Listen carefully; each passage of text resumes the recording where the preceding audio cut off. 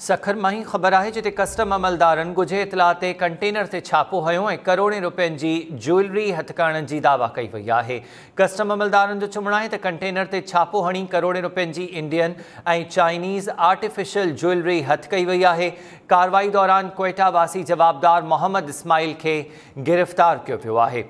Container में jewellery लिकाए क्वेटा का कराची मुंतकिल कई पई वई त इहा कार्रवाई कई वई आहे। कस्टम अमलदारन गुझे इतला ते कंटेनर ते छापो हणी करोड़ें रुपयनि जी नॉन कस्टम पेड ज्वेलरी हथ करे वरिती आहे।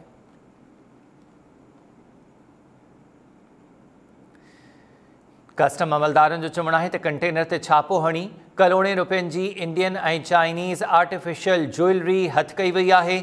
कार्रवाई दौरान क्वेटा वासी जवाबदार मोहम्मद इस्माइल के भी गिरफ्तार किया वियो।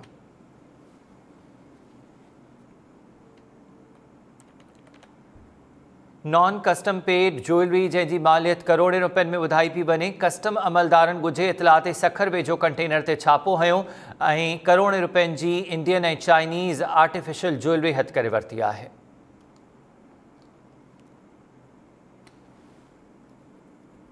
कस्टम अमलदारन जो चवणु आहे त नॉन पेड या ज्वेलरी हुई जेका इंडिया ऐं चाइना मां दरामद कई वई ऐं कंटेनर ज़रिए क्वेटा खां कराची मुंतकिल करण दौरान सखर वेझो कंटेनर ते छापो हणी इन सामान के ज़ब्त कियो वियो आहे। तफ़सील मालूम कयूं था सखर मां time news reporter Farooq Soomro खां। फारूक वधीक आगाह कजो। जी बिल्कुल हमीर कस्टम इंटेलिजेंस पारां कार्रवाई खां पोइ करोड़ें रुपयनि जी जेका ज्वेलरी आहे उहा हथ करण जी दावा कई वई आहे। हिन समय कस्टम इंटेलिजेंस जे ज़रिए जो चवणु आहे त हिन कार्रवाई दौरान हिकु जवाबदार आहे मोहम्मद इस्माइल जिन जो तालुक़ क्वेटा सां आहे, उनखे पिणु गिरफ़्तार कियो वियो आहे जेको कंटेनर में ऐं जेका गैर मुल्की ज्वेलरी आहे नॉन कस्टम पेड ज्वेलरी आहे उहा कंटेनर में लिकाए क्वेटा तरफ़ खणी वञी रहियो त ॻुझी इतला ते कस्टम इंटेलिजेंस जे डायरेक्टर जी अॻुवानी में इहा कार्रवाई कई वई आहे।